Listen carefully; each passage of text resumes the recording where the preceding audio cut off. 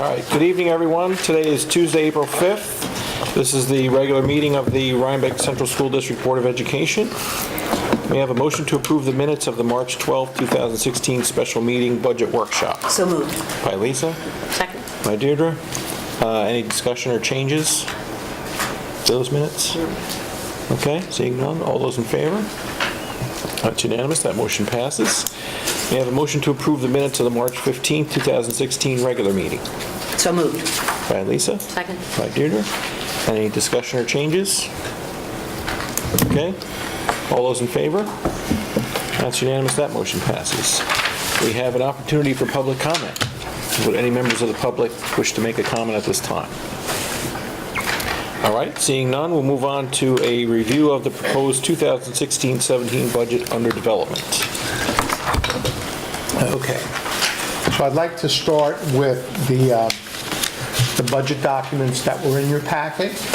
You'll also note that at your places, Tom has provided you with several documents that were the result pretty much of requests that board members had made to inform the budget development process. And Tom will at least walk us through those a little later.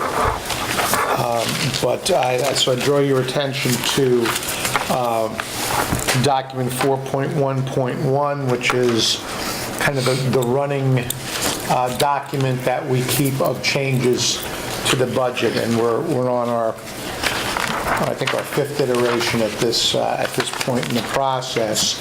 And what Tom are presenting and I are presenting to you this evening is we met after we got back from spring break, and at that point the state budget still hadn't been adopted yet. That happened late Thursday night, Friday morning. But we looked at the list of potential reductions that we'd given you several weeks earlier, and we felt that there were at least a handful of those items that we would likely recommend and are recommending to you for reduction, regardless of how the state budget and state aid came out. So we started with that list, and those items are on page 4 of 4 of that first document. And I'll ask Tom to just go through that list very quickly, and if you have questions, we can talk about that. And at your place too is that budget reduction possibilities. It's one of the documents there. It's actually got some colors on it, some yellow in that, the highlights. Yes, that's it. The yellow highlights that you see in there, the full yellow highlights across, are what exactly came out of the budget. They may be in different order, so they might be a little bit different as far as that is concerned, because I'm in account code order, not in priority order here. The first one being equipment, and that's taking the minivan out of the budget and using the pickup truck that they currently use. Reducing the repair and maintenance, $20,000. We actually did a repair this year. With that, it still is $6,200 more than he currently has budgeted in this year. So it's not a decrease to his budget, but he got one of the repairs done this year and was able to take it out of this year's budget. It's a decrease to his request. Right, decrease to his request. The admin, BOCES charges, this is something that isn't in anything, but I got our finals for our admin, and I was able to reduce it by $2,500. The admin across the board is less than 1%. I don't remember the exact percentage, but it was under 1% in total. The BOCES administrative that we'll be voting on 2 weeks? 26. 3 weeks. 3 weeks from now. In the BOCES services, A2070, this is taking out 10 Aussie days of training. There is still training in the budget to do that 1 day a month, but Marvin felt as though that was all that was required now, that we're very many years into it. It's just really to keep the new people up to date. And teacher and salaries, coaches, this is the reduction of the modified Field hockey. And then I want to jump a little bit down, and that's the health insurance, taking out $80,000. This is a combination of the kindergarten teacher we had placed in the health insurance just in case we needed it. We determined that it's not needed. And then between the teacher retirement system, Social Security, health insurance, and union benefits, also related to the decrease in the that kindergarten teacher and a minor reduction for the field hockey coach. So we are able to reduce this budget by $158,000, really $155,500, which came out of the changes for options for the budget reductions. Okay, so let's hold this for that and go back to the bottom of page 3 of 4 in that document. I'm sorry. Oh, no, go ahead. Before you go on, what you say, what you just said about it really being $155,000? Well, this totaled $158,000, but on this document there, it was only reduced to $150,500 because $2,500 of these reductions, they had nothing to do with this. Is the BOCES okay. administrative? Had nothing to do with that particular Okay, fine, document. fine. Okay, so we're at the bottom of 3 of 4.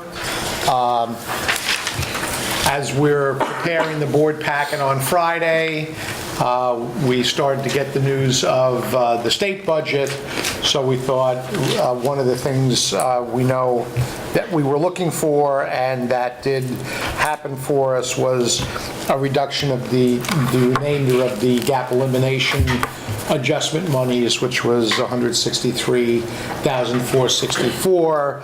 So that's a reflection on the revenue side of the budget, adding that to the revenues. So that brings us back to page 4 of 4, that last section at the bottom, and then Tom can run through the rest of those numbers. Yeah, so now we're looking at a budget-to-budget increase of 2.87%, but it's still driving a 2.97% tax levy increase. As you know, our allowable tax levy limit is 1.26, and what we have now is we have a gap of just under $454,000 at this time. Okay, so that's our gap. That's at this moment. that. If you refer back to this document, the one with the highlighting on it, I just draw your attention to the very last page there, the highlighted figure at the bottom, page 5, and that amount of money is what remains in the original list of potential budget cuts. Just so you have we've taken out 150 some odd thousand, that those potential cuts remain on this list. So you can... I'm sorry, Joe, I don't think I understand that. So the things that are highlighted Yes. are not reflected in this? Correct. They've been zeroed out on that document. Thank So all that remains are the other items, which is 428,035, and compare that to the 453,875 that we would need to get to the tax levy limit. I'm just kind of giving you some perspective on a lot of numbers that are flying around here. So just to state it explicitly, even if the board decided to make all of the cuts that are on the options for budget reductions document, it would still, we would still be over the tax levy limit, and we would either have to find additional cuts, or we would have to offer a budget that was above the levy limit. Correct. That is correctly and simply spoken. Okay?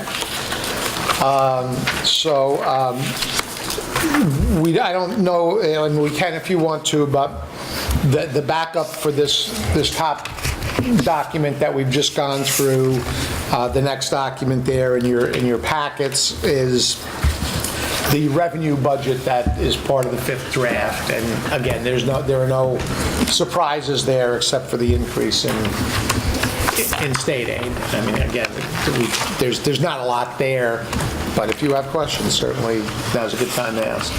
So Tom, I recall that when we were first receiving the news about what the state's adopted budget was going to mean to us, that there was an issue about how the figures that the state budget run reflected were still inaccurate compared to what you see as our entitlement for state aid. Can you please talk to that a little bit? Yeah, well, there's a couple figures that we deviate from that are on the state runs because they have no basis in what we'll receive. And the area that does stick right out, and that's public and private excess cost.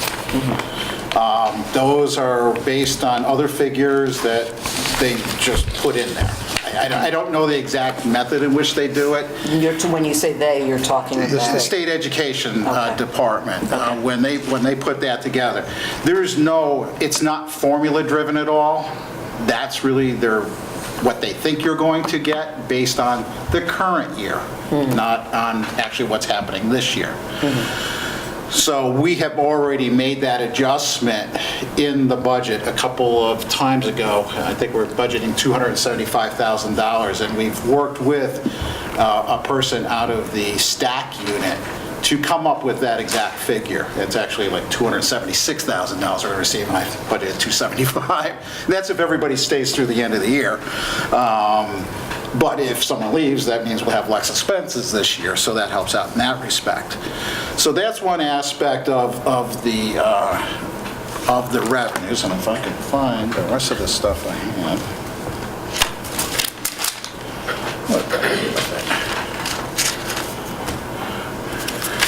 While you're looking, let me also say that this is going to segue into an answer to the question that Deirdre raised, i.e., why when you look purely at the state aid runs and you don't know kind of what's behind them, and most people don't, even educators don't. I'm certain that the people in Albany don't. It may start to explain why a low-needs district like Rhinebeck shows up via the state aid runs with a 1.8% state aid increase, and another low-needs district in the same county, which I won't name because I would be purely speculating, but there are at least two or a few more other low-needs districts in this county who are getting, according to the runs, a higher percentage than we, okay? Yes. And this, when Tom and I were walking through this afternoon, Tom reminded me that this is probably at least one, if not several classes in a school finance course. And I mean, we could literally take a couple of hours walking through the complexities of this, and we're not going to do this tonight, but if any of you have several hours to spare, we can go over this with you another time. You'll glaze over after about the first 15 minutes and you'll be done.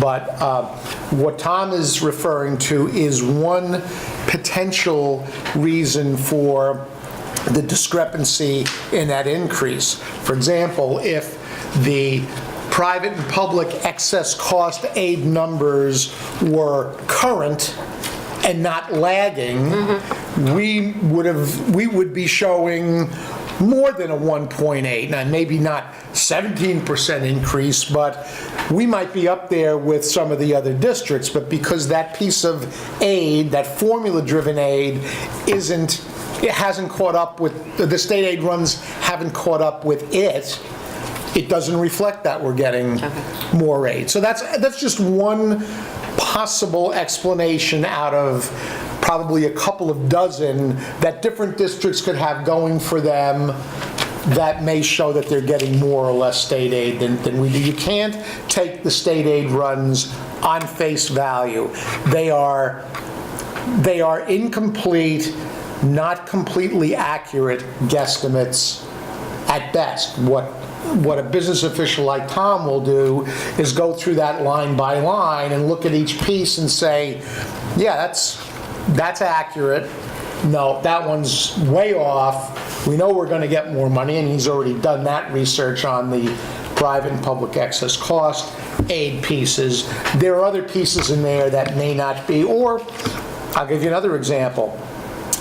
If we had decided in a given year to purchase fewer BOCES services, for whatever reason. Let's say we usually had 20 kids go to BOCES, but last year we only had 8 kids go to BOCES.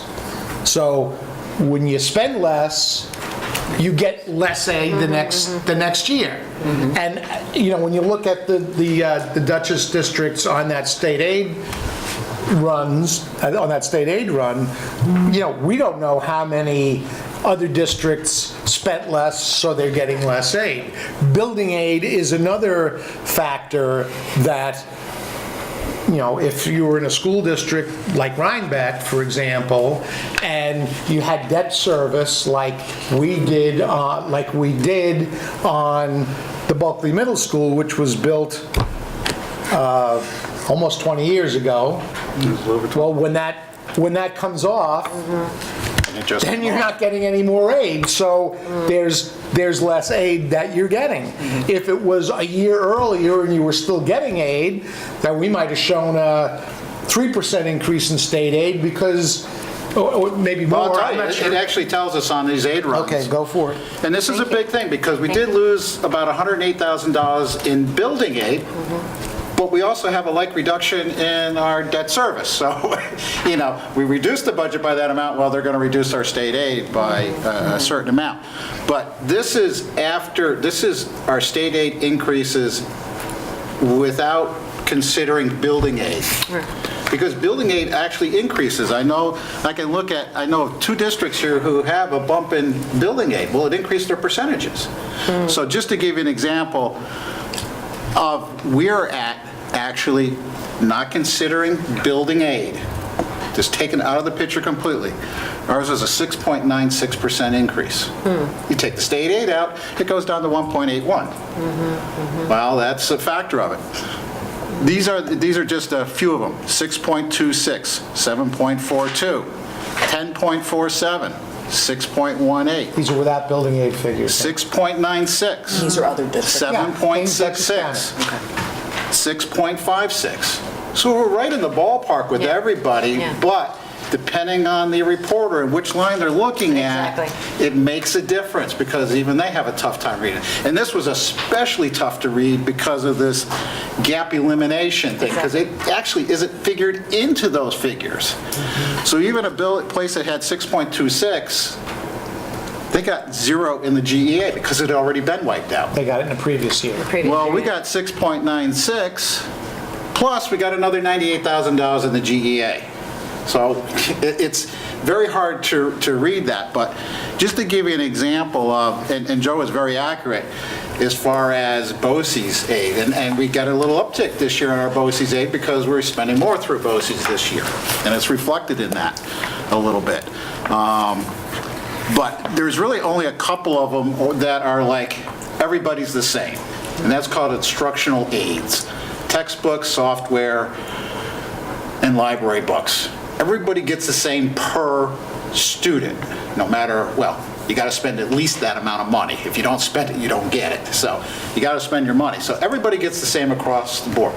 But remember, our enrollment's shrinking, so that number is reducing. Right. So a little bit of, it's not reducing that much, but it is reducing.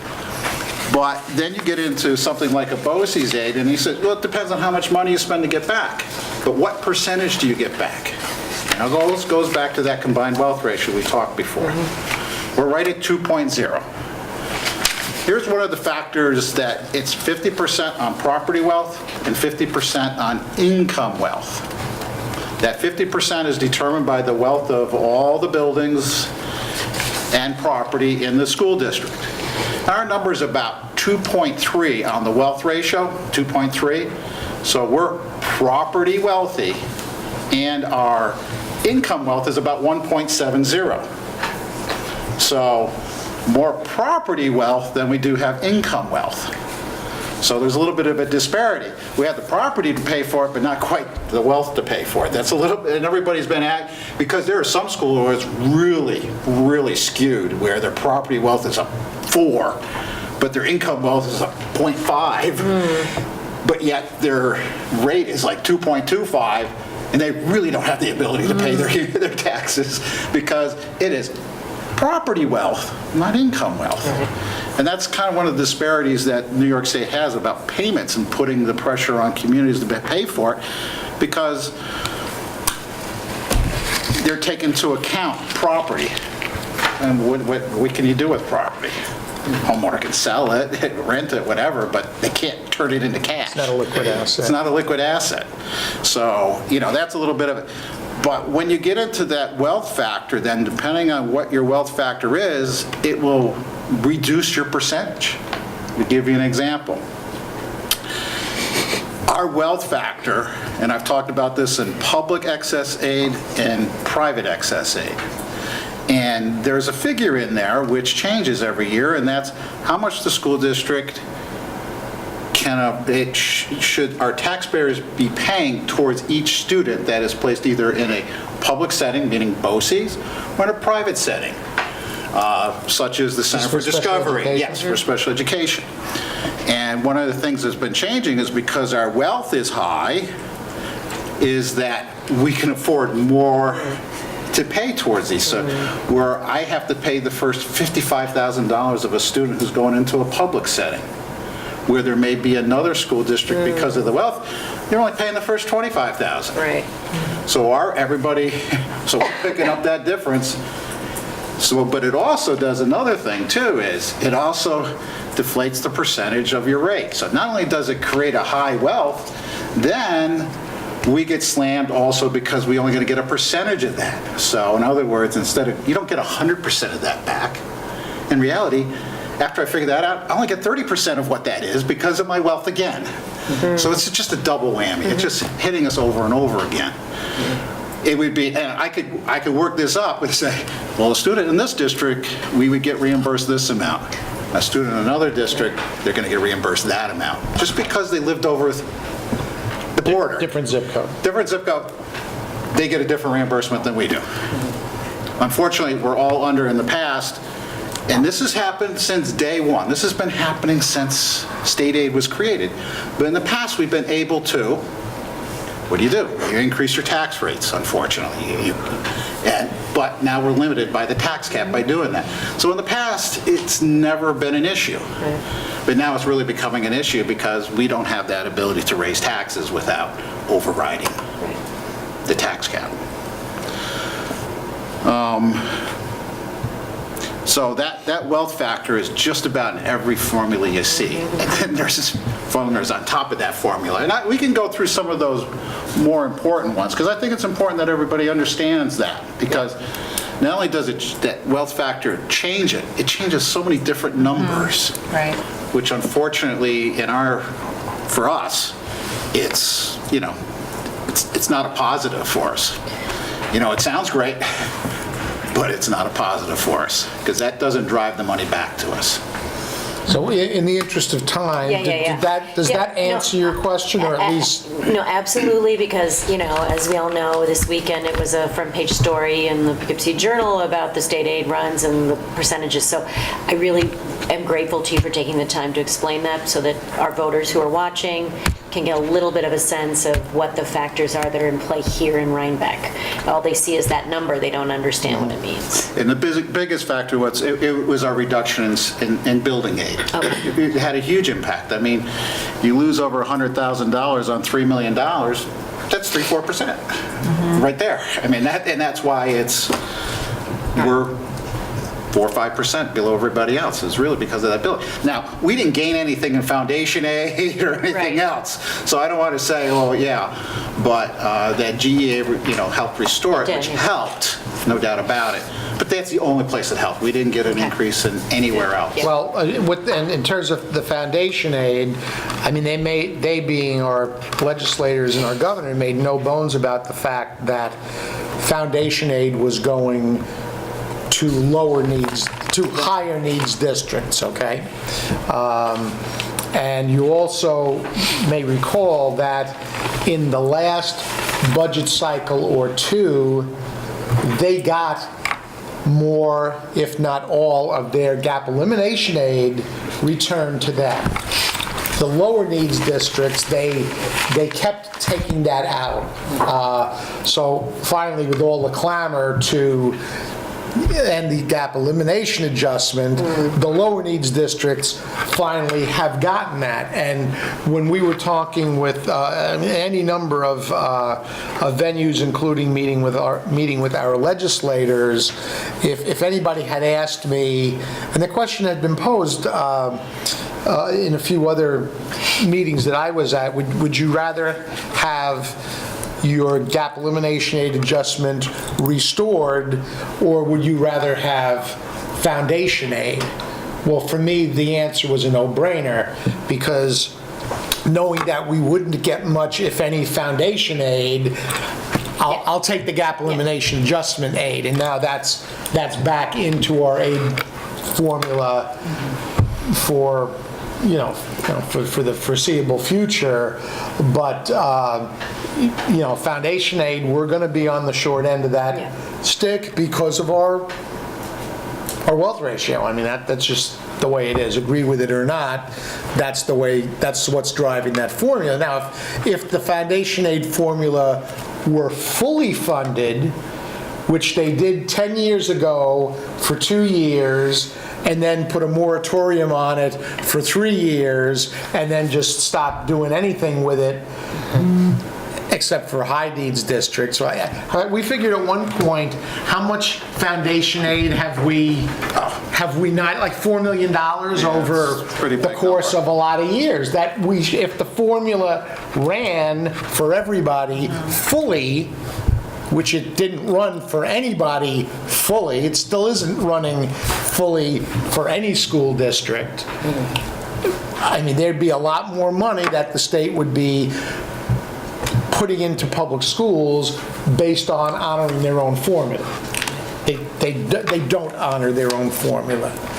So, and I don't see that changing anytime soon. Maybe, and this is the optimist in me speaking, maybe now that they've cleared the decks of the gap elimination adjustment monies, maybe next time around, when there's a reasonable amount of money for state aid statewide, maybe we'll get some of that, but we're never going to get 100,000 or 200,000 of that. I mean, we'll be lucky to get 7,000 of that, which is what we got last year when we didn't get any of the gap elimination aid back. But that was the bone that they threw us last year.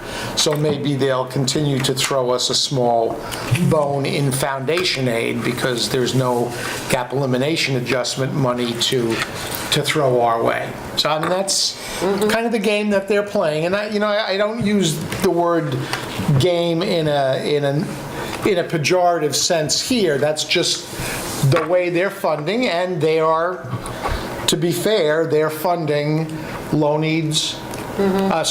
needs districts. And we're not one of them. Lisa? Yeah, I wanted to go back to something that Tom was talking about, which was keyed off of Deirdre's question. In terms of the figures that are not accurately reflected in the state aid, where you have adjusted our current iteration of the budget based on your calculations and your expectations of what we actually should be getting. Are you confident that when all is said and done, we adopt a budget based on those figures,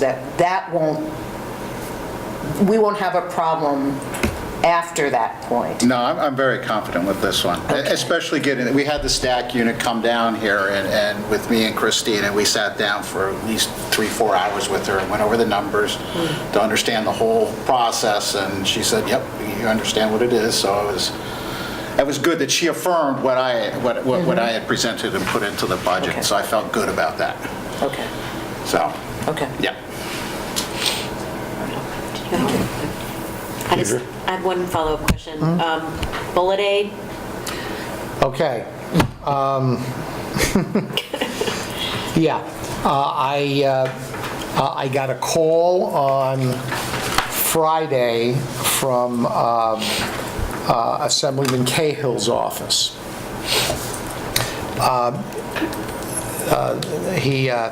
He had this poor hapless intern call me.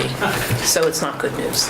No, not necessarily. It's just kind of a semi-humorous questions he didn't anecdote. understand. Yeah, he was way over his head. At first, I think he was like 13, and he'd obviously been giving a series of talking points to call superintendents and ask them. And like I said, he was way over his head. I went really easy on him, but I was telling him things he really wasn't prepared to process. I mean, I could tell by the way he was reacting, like I was like way over his head. And I tend to make this stuff pretty concrete. You know, I'm not a cerebral thinker when it comes to finance issues. I mean, I got to make it as simple as I can for myself to understand. So he asked if he could put me on hold, and told him he was going to transfer me to his supervisor. So a very nice woman got on the phone, and she obviously knew what she was doing, and she did. She told me that the legislators were still in Albany. So this is Friday. They just passed the budget that night. That the legislators were still in Albany, and there were discussions about bullet aid and what. And she phrased it kind of a weird way. What would we need in order to help our situation? So I said, you asked me a really weird question, but I'll give you a blunt answer. I said, we have a $450,000 gap. If you get $450,000 worth of bullet aid, you solved all my problems. Yeah, We're going seriously. home. Budget's done. End of story. It's over. I said, now I've been doing this job long enough to know that there's no way we're going to get that kind of money in a bullet grant. I said, I know that. So I said, if we got $20,000 more, that'd be great. That's $20,000 less I have to take out of that, out of our programs and services monies to try to get closer to the gap.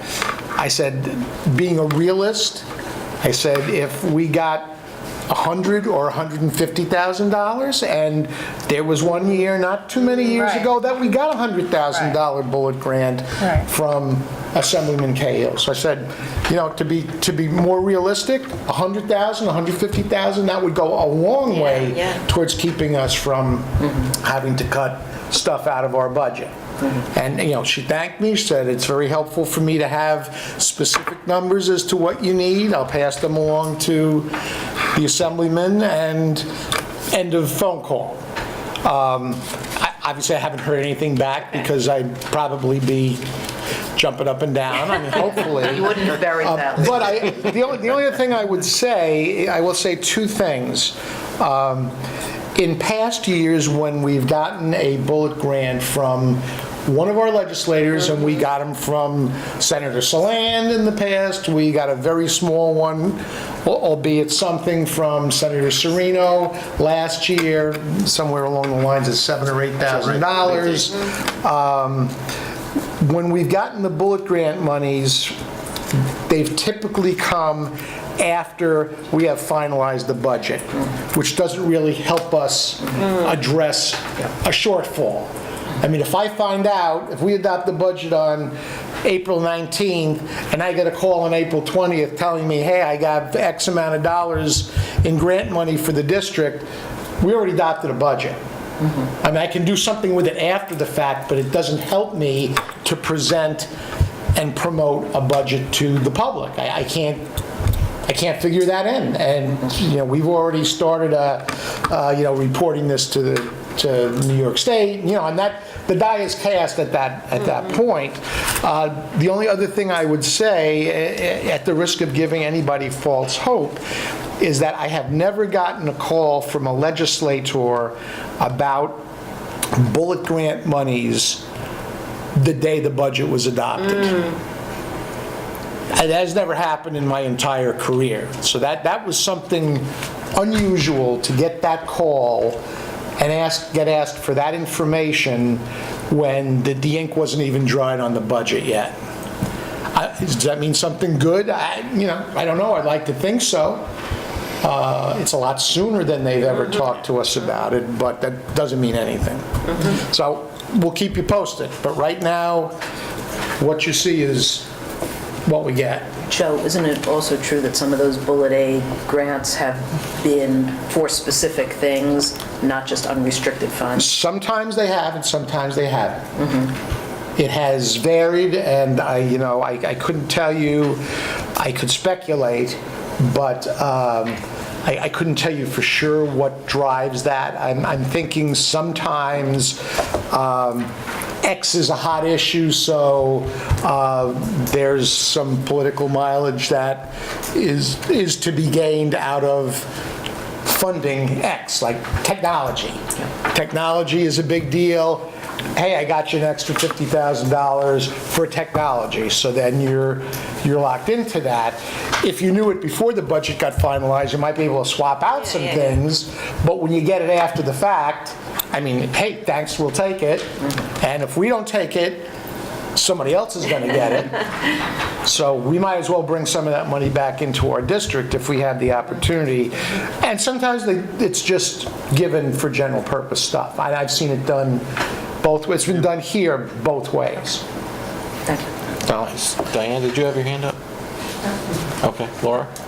Is there anything we can do to lobby Cahill and Serino, to sort of drive home the point that we're still $450,000 in the hole, and we need to adopt a budget as all schools do on April 19th. So what can you do for us today?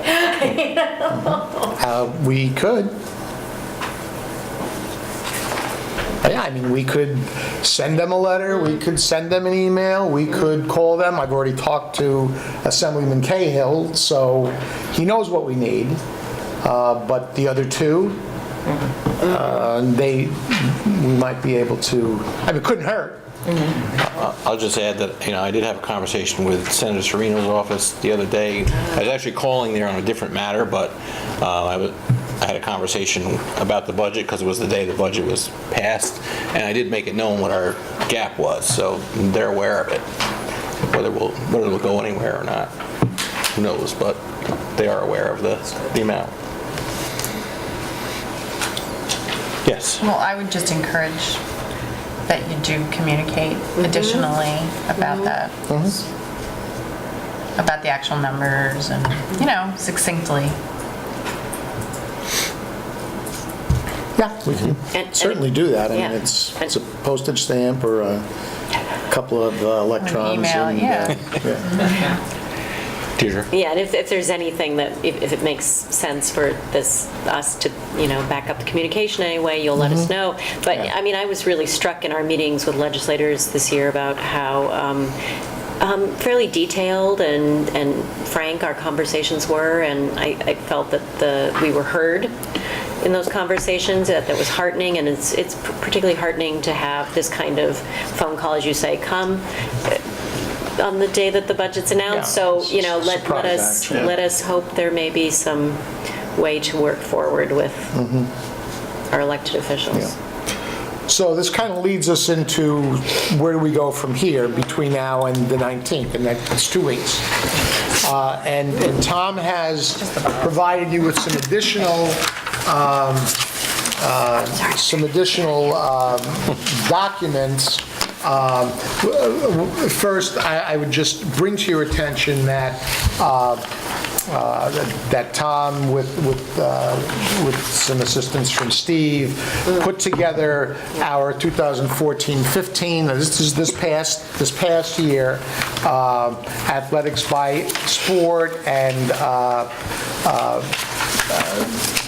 provided you with columns on the various expenditure areas, and also provided you with the number of participants. Well, we've been having problems with that word participant today. With the number of participants and the average cost per participant, just to give you an idea. And we can go over this later or now or whenever, but this was a request that was made, and it was a significant lift, but there it is, and I would suggest just putting that off to the side, at least for the time being, because the other 4 items that Tom provided to you kind of go to the bigger picture in our effort to address the question. Okay, so what do we do now? Yeah. All right. And Tom, I don't know which one you want to start with first, but I'll let you cherry pick them. Yes. Before we start, I have 2 questions. Sure. So on the list that you gave us. Which one? The yellow list. Yellow's what's going to eliminate. Yes. Something like talk about the board travel and conference, reducing it by 1,500? Well, no, what I did is on the first page, and you'll see towards the bottom, there's a single yellow box that says 0 in it. For curriculum. No, On the travel first page. No, he's answering your question. Oh, yeah. Trust me. They connect. We've been through this a couple of times. So you see that 0 there. That used to have 500 in it. This was Marvin's travel and conference. Okay. At our last meeting, it was suggested that we move the money out of the Board of Ed travel and conference into his. So what I'm doing, I'm showing a reduction of $500 out of curriculum, which means no reduction. And on the next page, I had $1,000 in your travel and conference, and I increased that to $1,500. So I just moved it. It has the same net effect, but I just moved $500 out of The board's travel and conference instead of out of Marvin's travel and That's conference. why it still shows on this page. It looked like an increase on page 1 of the what's in the booklet. If you look at the notification, it just says- Oh, yeah, there's no changes in there whatsoever. That $7,500, that was my original amount to put in there. And so if we do go back, it just goes back to your original amount. Isn't it an increase? It was, last year was 4,000 and then... No, last year was 6,000. This year is 6,000. This year it's 6,000. This year's, I'm sorry, this year's 6,000, right. I increased it to 7,500, and this would bring it back down to the original 6,000. While we're still on this document, do you want to explain the conversation about the van versus oil? Oh, yes, I do need to make an adjustment in this budget, because that's one thing I didn't get to until after. And unfortunately, when I was running around with my daughter, she had to have an MRI and all that good stuff, but it was actually good. Unfortunately, I probably need an MRI, but not good. After this budget, you know. Yeah. It'll be an MRI from the neck up, I think. And this was a great suggestion that came out of the Finance Committee, and it made a whole lot of sense. Unfortunately, I didn't make that in here, and what it was... Doesn't change the bottom. It doesn't change the bottom line, but it made a lot of sense, and that is to keep the money in equipment. That $22,000 is reduce the fuel oil by $22,000, okay? If next year goes good and everything is looking good, our next budget season's looking good, meaning 17, 18, we have a good year with fuel oil, I'll have money in the budget to purchase a minivan But also, if we have a bad year fuel-wise, or the cost increases, we have a bad winter, I can always transfer money out of that equipment code and put it into fuel oil to pay for that.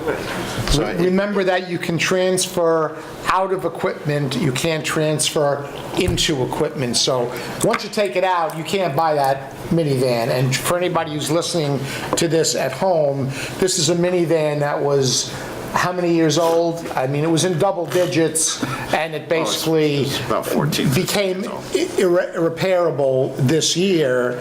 So we decided that if we had to live without that because of budget cuts, we'll use a pickup truck to deliver stuff that probably should be undercover, but we'll manage.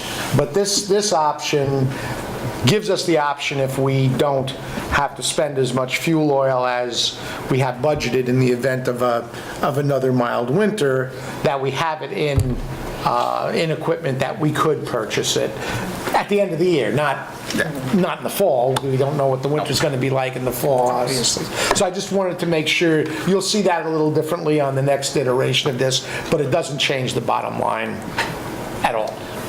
One other question. Yeah. Were you able to determine if we had money in the budget for a cheerleading coach that was on the workshop we had? yes, I have money in the budget for that. So that, is that money that could still come out since we don't have cheerleading? It could if they, well, it's not cheerleading, I forget what they call it. Oh, dance team, that's a different thing. That's an Cheerleading extracurricular is definitely activity. out. Cheerleading is not in there, but the dance team is. That's what I keep on getting. dance- Cheerleading and dance team. I think it's happening. No, we have a dance team. It's happening, Yeah. I think. That's what I Yes, thought. that's my understanding. It's a club, So it's right? just- It's a club, There was an right. announcement of it. We appointed a coach. Yeah, but we do not have cheerleading in the extracurricular activities, So it's listed as cheerleading. athletics. Dance team. Okay. Got it. Yep. Okay, back to these docs. All right. I think the There's first four of thing them, first, let's go to history first. Let's talk about our history and where Historical we've budget been. information, is that Yeah, what you're looking historical budget information first, and that's going to be this line, this right here. Okay. Just, I've condensed it just down to the most recent 10 years. Okay? This is the document you want. And basically what this is showing is, over the 10 years, we're seeing our budget-to-budget increases, and you can see it's starting at 8, 7, 6, then 3, 2, 2.62, so definitely getting that under control as far as that's concerned. And our next line here is we have our tax levy. Now, that's not the tax rate, it's the tax levy. So this is how much additional income was raised through taxes. And we can see it started 6.37, 4, 5, year 5, 4, 4, 2, 3, 2, 2. So, definitely the tax cap is getting that under. And what year was the first year of the tax cap? If I remember correctly, and I don't have that one in front of me, it starts, I believe, in 11/12. Okay. That's right, that's my recollection. Yeah, 11/12. Now, the most important thing, or what really affects the homeowner, is the next column, and that's the tax rate. Because that's as the actual effect. Because your tax levy can be picked up by additional properties, additions, and things of that nature, but it also can go with reducing with exemptions.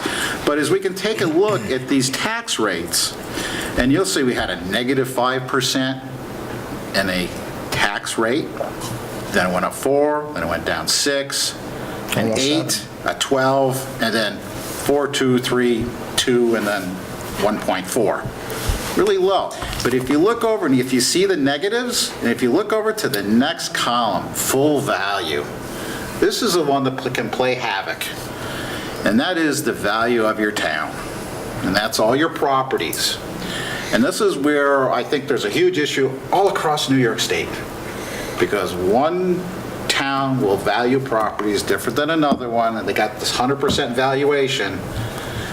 But the state isn't going out to check to see if that's actually accurate or not. So what's a $400,000 house in this school district may not be a $400,000 part in our surrounding districts. So it's kind of hard to compare one school district to another when it comes to these type of things. Because in years past, when equalization rates, they were out every year in every school, in every town, doing audits, making sure and figuring and making sure that your equalization rate was correct. Now they're just taking your okay from your town assessor. They're not making sure that it is 100% correct. So in other words, this town may be overvalued. We don't know. It may be overvalued, but we don't know that. Or we could be undervalued for all we know, which would hurt us even more. So this all figures into your combined wealth ratio. This is half of it, is the value of your town. And as you can see, we spiked to almost 12%, then 0. You're looking at full value. Yeah, right? full value. Then up to 13% increase. And then we see the hit. This is when the Great Recession starts to take over, -3%, -7%, and then it flattens out. It isn't going anywhere. So, kind of interesting to see how this goes. All these factors into putting together a tax rate. And so, it has some different things. And then over on the right-hand side, we're showing our voter approval rating. 10 years ago, 53, 55, into the 60s, and then into the 70s for the past 4 or 5 years. So, this is kind of a basic history of this. Now what I wanted to do you have any questions about that in particular? It's very helpful. What I wanted is this next one is a historical perspective on a median house. So it's tax information This is- for median household. Yeah, so this was about 4 years ago. I determined the median house value is $293,700. This is county. No, this is In our school district. School district. Oh, okay. In our school district, this is our median tax value of all our single resident families. The median assessed value. Yeah, so this is not your average, your median. So if we got 2,000 property, this is property 1,000, right in the middle. 293,700 is the median.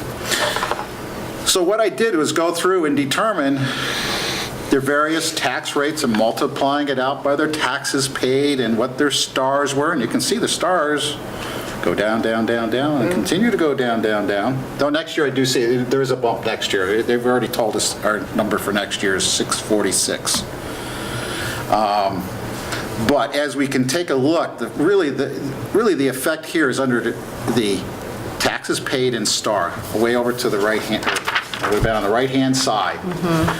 This is what the true taxes paid is what the homeowner paid. Star is what was reduced, and that's where you put together taxes paid in star. That's what the property generates for the school district. Meaning I get the taxes paid by the homeowner, and New York State sends me this star amount. And together, that's what I'm getting for a property. And as you can see, the taxes, if we go down the taxes, about 6, a -6, then a 10 and a 12. That was many years ago. And then 4, 3, 4, 2, 2. But when you really take into consideration all the other things, if you look at the taxes paid in the star, that kind of gives you really what the effect of that particular property is. Now, one of the things I did was way over to the right hand, the tax cap. That's what the tax cap was, 2.2, 362, 188, and 217. Those are our 4 tax cap percentages from year to year. And to the right is, see the 18%? 0.18. 0.18, right, 0.18. The homeowner's taxes actually went up 0.18% greater than the tax levy cap. But then the following years, we see they were below the tax levy cap. So just because your tax levy is going up a certain amount, as we can see, on average, your taxes are actually lower than what the levy is. So. And just walk us through why that happened. Well, let's look at the bottom one. Let's look at 15-16 last year. Our tax levy went. This year. Yeah, well, this year, 15-16. Our tax levy, or the tax rate, went up 1.39%. Okay? The homeowner's taxes went up 2.17%. Don't forget the star, that column. Doesn't matter in this instance. So 1.39, 2.17 was the levy. So Levy, we went up 2.17, but the homeowner only went up 1.39. So theirs was 0.78% lower than the tax cap. And that was because of Star. No, it was because of all the other properties that got put onto our tax rolls picked up that difference. That's where that levy, now our number this year is 1.12. So theoretically, 1.12% new properties are being added to the school district. So theoretically, they're going to pick up a part of it. So let's say we just kept it at 1.26, okay? So we go out with a tax levy of 1.26. We had 1.12 of new growth that are going to pick up almost the entire amount of the increase. Right. So in reality, if all that 1.12 of new growth comes onto our rolls and nothing gets taken off, the homeowner's only going to see a 0.4% increase because of all the new properties that are coming on. But that tax levy growth does not take into effect anything that comes off the rolls. That we don't know. We don't know. Someplace may get an exemption. A house may burn down and has no value anymore. So that isn't taken into consideration in that growth factor. The only thing that's taken into consideration is new buildings, additions to buildings, things of that nature. If the town assessor decides that he's going to increase all single resident dwellings by 3%, and this is what my town does, that's what my town will say, okay, everybody who is a single family residence, you're going up 3%. They all In go up assessed value. In assessed value. They all go up 3%. That's not figured into the allowable growth factor. It's new growth. Right. Not old stuff, it's just what's new. construction. So a single-family home might go up 3%, but they might say, look at multiple dwellings, multiple resident dwellings, and say, oh, they're going up 6%. So that's how my town does it. And then everybody across the board gets that increase. I don't think that's what happens in this town, because looking at some of these properties, it's the same amount year after year after year, where my assessed value changes every year. It changes, it goes up, it goes down, it varies all the time. And that's the thing, that's an option of the town on how they do it. I just want to, I know this is really great information to have, that since the tax cap, which actually looks like it's 12/13 maybe was the date, the year. Yeah, it started in So those 11, last two 12, but columns, 12, 13 the amount is of the the first tax year. levy cap does not, as we know, but it's just important, I think, if we can illustrate it to the taxpayer, that the growth for your individual, your tax rate went up less than the tax levy cap. And that is a hard, It is hard. translation to have, right? Because the tax levy cap is the amount of money that you can raise from all the properties, but your individual taxes are how that money gets dispersed throughout the value of the various properties. So I just want to, just note that I do think those last two columns at the end, the past 4 years, are really important and should inform our discussion about what to do next and how to communicate whatever we decide to do next. So, and that's what brings us to these next two documents. So, what I did, let's take this first one. This is just looking at that median house again. That's What does it say at additional the tax top? revenue per piercing cap. Yes, that's the one. Yeah, that's the one. All right, so what I did was I took that median household again, $293,700, and said, okay, what's at 1.26? Well, what if we went to 1.5%? It would generate an additional $62,790, and that house would have an increase of $11.15 above that tax levy limit, that 1.26. So that 0.24% generated another $11.15 for the homeowner. Tom, just to make sure that I understand, is what you're saying that if that 1.5% levy limit was the budget, and that budget was adopted, that homeowner whose property was valued at $293,700 would pay an additional $11.15 in school taxes for 2016-17. On their total tax bill? On their total tax Not bill. per thousand? No. Right, Okay. That's on their total tax bill. okay. But is that above what the tax levy cap would That's allow us to yeah, raise? Yeah. So it's 1115 Here's what above the that. tax levy cap allows us to raise. Right. So if we raise 25.25, or a little less than 0.25 more, that's what, if we Right. raised 3% instead of 1.26, that would add $80.86 So that- to the But what's tax the bill. base? In addition. That's above whatever the tax levy cap Right, amount that's, is, yeah, right. that would be above it. We If, don't have? We don't know that number. Yeah, so we don't Right, know that, you what- didn't fill in that. no, but I can tell you what that is, just a roundabout number. It's going to be about $56. So if we went out there with our tax levy limit at 1.26, it should be right around $55 would be their tax increase for the entire year. 55. For that $55. For that $297,000 Right, house. correct. Yes, For the That median- 1.26. So yes, the 1.26 tax levy Okay. would generate for this homeowner about a $55 tax increase next year. And so a 1.5 would generate a $66. $66.15. Right. Yeah, exactly. Got it. Yeah, what you might want to do with I this could create another chart column, is, is Or- amount above tax levy limit for the 1.26, 0, or a line. Then median household increase, whatever, if you say Yeah. $55, then just add those, so you have, Right. looking at this True factor. quickly, Yeah. True enough. you've got the total increase. Right.